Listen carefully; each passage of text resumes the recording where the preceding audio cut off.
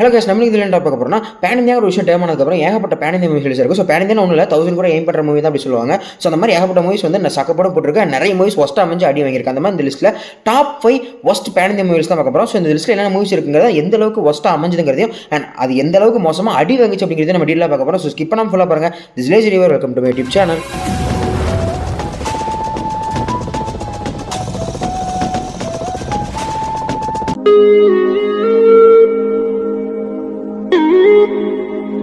Okay, இந்த மாதிரி நான் டாப் 5 லிஸ்ட்டுக்கு நான் ஒரு சின்ன டிஸ்க்ளைமர் கொடுப்பேன். இந்த வீடியோ கூட கடமைப்பட்டிருக்கேன். ஸோ இந்த இதில் லிஸ்ட் பண்ணிருக்கலாம் அந்த ஆர்டர்ஸ் எல்லாமே இந்த மூவிஸ் எந்த அளவுக்கு ஒஸ்ட்டாக அமைஞ்சிருக்கேன் அண்ட் எந்த அளவுக்கு ஒஸ்ட்டாக பெர்ஃபார்ம் பண்ணிச்சு அந்த மாதிரியான விஷயங்களை வச்சு தான் நான் ஆர்டர் பண்ணியிருக்கேன். ஸோ இதில் வந்து ஒரு பர்சனல் இன்டென்ஷனும் கிடையாது இந்த ஒக்கன் அப்படின்னு சொல்லிட்டு, பிகாஸ் அதில் வந்து டிஃப்ரெண்ட் ரீஜன்ஸான மூவிஸ் அக்கர் ஆகிறதுனால இது சொல்ல நான் கடமைப்பட்டிருக்கேன். இப்போ நம்ம வீடியோக்குள்ள போயிடும். ஸோ இந்த லிஸ்ட்டில் நான் 5th பிளேஸில் வச்சுக்கிறது Devara part 1. So Devara part 1 வந்து ஒரு மிகப்பெரிய மூவி தான் ப்ரொமோஷன் பண்ணிட்டு இருந்தாங்க. பிகாஸ் ஜூனியர் என்டியோட முந்தின படம் ட்ரிபிள் ஆர் அது ஒரு மிகப்பெரிய ஹிட். ஸோ அதை தொடர்ந்து வரக்கூடிய மூவிங்கிறதுனால இது ஒரு மிகப்பெரிய ப்ரொமோஷன் இருந்துச்சு. நம்ம ஊர்லேயுமே நிறைய ஹைப்லாம் பண்ணிட்டு இருந்தாங்க. நான் நிறைய பேர் ஹைப்பை சுற்றிட்டு இருந்தாங்க. பட் படத்தை போய் பார்த்தா அந்த ஹைப் இது ஃபுல் அண்ட் ஃபுல் சாட்டிஸ்ஃபை பண்ணலாம் அப்படிங்கிற மாதிரி சொல்லலாம். அதுக்குன்னு இந்த படம் வந்து ஒரு கம்ப்ளீட்லி டிசாஸ்டர்னு என்னால் சொல்ல முடியாது. பிகாஸ் ஃபர்ஸ்ட் ஆஃப் ஒரு சிலங்க நல்லா இருக்கும், பட் செகண்ட் ஆஃப் செம்ம சொத்தப்பல் அப்படிங்கிற மாதிரி சொல்லலாம். ஸோ இந்த படம் இந்த லிஸ்ட்டில் 5th பிளேஸில் இருக்கிறதுக்கு சில காரணங்கள் தான் இருக்குது. முக்கியமாக இந்த படத்தில் ஃபர்ஸ்ட் ஆஃப்ல வந்து சில நல்ல சீக்வன்ஸ் அண்ட் அந்த இன்டர்வல் கூட அந்த ஃபைட் சீக்வன்ஸ் அண்ட் முக்கியமாக இந்த படத்துக்கு பில்லராக அமைஞ்சா நம்ம அனிருத்தோட மியூசிக். அதுக்காக தான் இந்த படத்தை நான் அந்த 5th பிளேஸில் வச்சிருக்கேன். இல்லைன்னா அந்த மேலே தூக்கி வச்சிருந்திருப்பேன். ஸோ அனிருத்தோட அந்த ஒரு மியூசிக் இல்லைன்னா அந்த படம் இன்னுமே டூம்டாக ஒஸ்ட்டாக தான் இருந்திருக்கும் அப்படிங்கிறது எந்த ஒரு டவுட்டுமே இல்லை.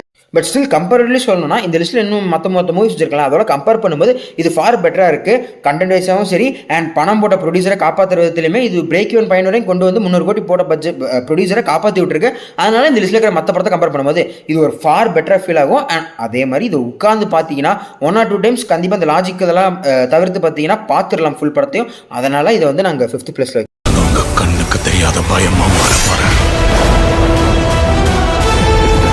4th பிளேஸில் வைக்கிறது கங்குவா. ஸோ அந்த கங்குவா மூவி பற்றி நான் சொல்ல வேண்டிய அவசியம் இல்லை, எல்லாருக்குமே தெரிஞ்சிருக்கும் எவ்வளோ தூரம் இதுக்கு ஹைப் கிரியேட் பண்ணாங்கன்னு சொல்லிட்டு. ஸோ இது இவ்வளோ பேசுகிறாங்களே அந்த படத்தில் இப்போ ஏதாவது இருக்கும் போல அப்படின்னு நினச்சி போய் பார்த்தா எந்த தைரியத்தில் அந்த படத்தை பற்றி இவ்வளோ பேசி அப்படி கேட்குற மாதிரி தான் அமைஞ்சிருந்துச்சு. ஸோ ஒரு படத்துக்கு விஎஃப்எக்ஸ் டெக்னிக்கல் ஒர்க்ஸ் எல்லாமே நல்லா இருந்துச்சுன்னா அந்த படம் ஓடிடணும்னு அவசியம் இல்லை.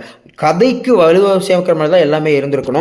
இது எல்லா படத்துக்குமே பொருந்தும். ஸோ இந்த மாதிரி இந்த படத்தில் வந்து எல்லாமே நல்லா இருக்கும். லைக் விஎஃப்எக்ஸ் அவ்வளோ சூப்பர் பண்ணியிருப்பாங்க. முடிஞ்ச அளவுக்கு நிறைய சீக்வன்ஸ் நல்லாவே ட்ரை பண்ணியிருப்பாங்க. அண்ட் அந்த டெக்னிக்கல் ஒர்க்காக இருக்கக்கூடிய கேமரா ஒர்க்காக இருக்கட்டும் ஆர்ட் ஒர்க்ஸாக இருக்கட்டும் எல்லாமே சூப்பராக வந்திருக்கும். எல்லாருமே அவங்க ஒர்க்கை நல்லா பண்ணியிருப்பாங்க எக்ஸப்ட் சிறுத்தை சிவா. ஸோ சிறுத்தை மட்டும் ஒரு ஒர்க்கை நல்லா பண்ணியிருந்தாங்க. அந்த படம் வேற லெவலில் வந்திருக்கும். ஏன் 1000 கூட அடிச்சிருந்துருக்கலாம். ஸோ இந்த படத்தோட ஒன்லைன் நல்லா தான் இருக்கும். ஆனால் பேசிக் சினாப்சிஸ்லேயே பிரச்சனை இருக்குது. ஸோ அந்த மாதிரி சினாப்சிஸ் கொஞ்சம் திருத்திக்கிட்டு நல்ல டிஸ்கஷன் டீம் உருவாக்கி நல்லபடியாக அந்த ஸ்டோரி டிஸ்கஷன் பண்ணி பெட்டராக கொடுத்துருந்தாங்கன்னா அதை பற்றி அவங்களே யோசிச்சதில்லை, நம்ம என்னத்தை யோசிச்சுக்கிட்டு. ஸோ 350 கோடி பட்ஜெட்டில் எடுக்கப்பட்ட இந்த படம் வெறும் 107 கோடி மட்டுமே கலெக்ஷன் பண்ணி ஞானவேல் ராஜாவுக்கு நாமத்தை போட்டிருக்காங்க அப்படிங்கிறது தான் உறுதி. இது வந்து ஒரு பிக்கஸ்ட் ஃப்ளாப்.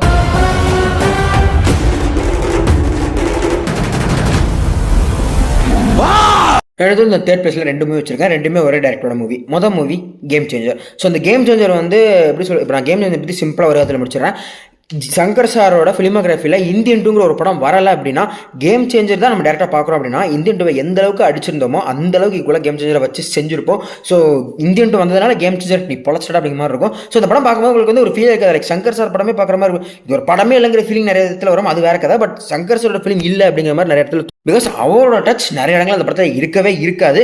அண்ட் பாக்ஸ் ஆஃபீஸ்லையுமே இந்த படம் ஒரு மிகப்பெரிய ஃப்ளாப்பாக தான் வந்து தில்ராஜுவை குழி தண்ணி போச்சிருக்கு அப்படிங்கிறதுனால இது இந்த லிஸ்ட் வச்சுக்கிறேன்.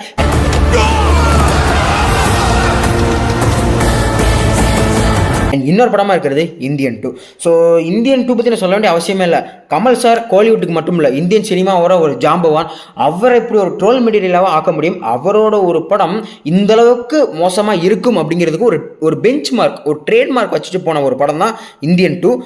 இனிமேல் கமல் சாரே நினச்சாலும் இந்தியன் 2 விட ஒரு மோசமான படம் கொடுக்க முடியாது அப்படிங்கிறது தான் அதோட ஒரு விஷயம். ஸோ இந்தியன் 2 இருக்கட்டும் கேம் சேஞ்சராக இருக்கட்டும் ரெண்டுமே அந்த ப்ரொடியூசரை செம்மையாக செஞ்சு விட்டு போயிருக்கு அப்படிங்கிறதுல எந்த ஒரு மாறுபாடும் கிடையாது.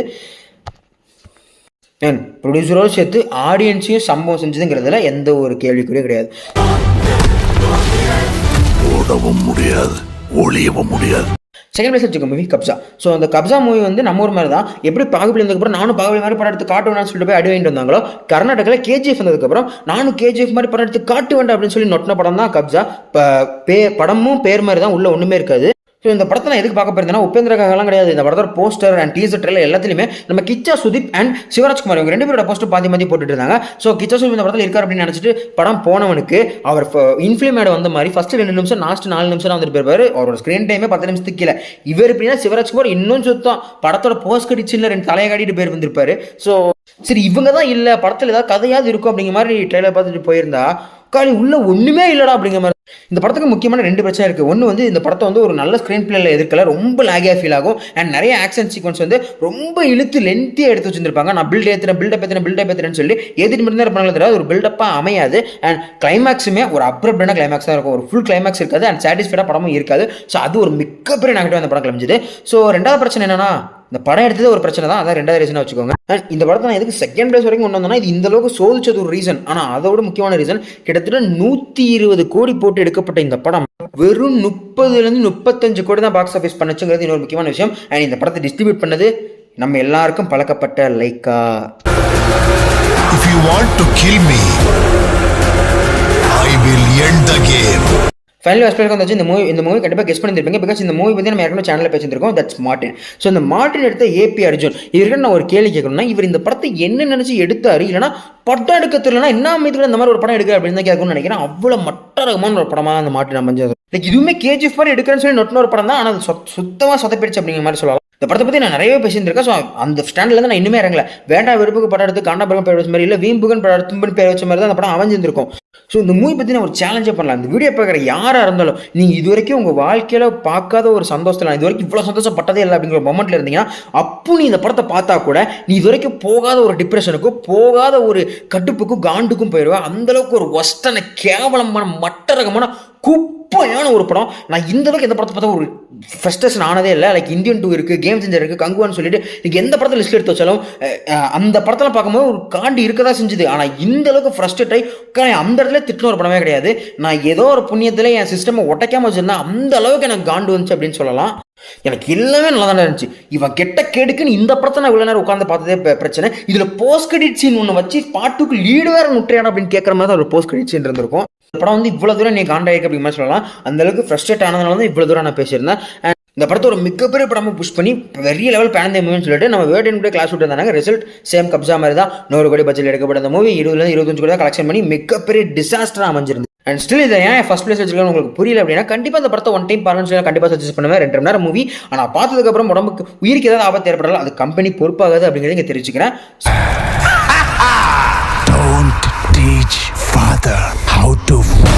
ஓகே, இந்த வீடியோ நான் இதுக்குள்ள முடிச்சுக்கலாம் நினைக்கிறேன். ஸோ சொல்ல நினச்சி எல்லாத்தையுமே சொல்லணும்னு நினைக்கிறேன். அந்த டாப் லிஸ்ட்டில் வந்து நான் சில மூவிஸ் சொல்லியிருப்பேன். சொல்ல உங்களோட ஆர்டரையும் தாண்டி நீங்கள் இன்னும் நிறைய ஒஸ்டான மூவிஸ் பார்த்து எக்ஸ்பீரியன்ஸ் பண்ணிருக்கலாம். அது இன்னும் ரொம்ப உங்களுக்கு காண்டாக இருந்திருக்கலாம். அதை கண்டிப்பாக கமெண்ட் சொல்லுங்கள்.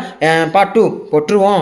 அதே மாதிரி சில இடத்துல சில மூவிஸ் பற்றி பேசும்போது லைட்டாக அந்த ரோஸ்ட் மோடுக்கு போயிருந்திருப்பேன்னு நினைக்கிறேன். பட் ஒரு விஷயத்தை கிளாரிஃபை பண்ணிக்கிறேன். நான் பண்ணது அந்த படத்தை தான் ரோஸ்ட் பண்ணே தவிர அதில் நடிச்ச ஆக்டர்ஸையோ இல்லை அவங்களோட பர்சனலோ இதுவரையும் அட்ராக்ட் பண்ணல அப்படிங்கிறது எனக்கு தெரிவிச்சுக்கிறேன். ஸோ மற்றபடி எதுவுமே இல்லை. ஸோ இந்த வீடியோஸ் பற்றி டாச் தான் இருந்தால் கண்டிப்பாக கமெண்ட் சொல்லியிருப்பாங்க. ஏதாவது ஃப்ளாஸ் இருந்தால் சொல்லிட்டுப்பாங்க. பிகாஸ் அந்த ஃப்ளாஸ் தான் அடுத்த வீடியோ எடுத்துட்டு ட்ரை பண்ணிட்டு இருக்கேன். அண்ட் வழக்கமாக எப்பயுமே சொல்கிறது தான். இதே மாதிரி இன்னொரு டிஸ்கஸ் சந்திக்கிறேன். சரி ஆஃப்டர்டா பாய்.